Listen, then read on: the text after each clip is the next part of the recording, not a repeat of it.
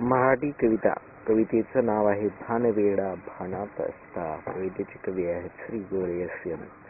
भानवेडा भानात असता, भान नसत भेड पुसता, तो रंगील्या दुनियेत जाता, हसली पोट भर जनता.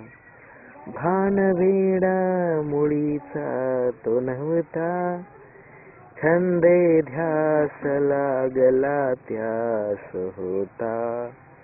ध्यासी त्याची सर्वोच्च पूजकता, जगी वेगळा वेडेपणी जगता.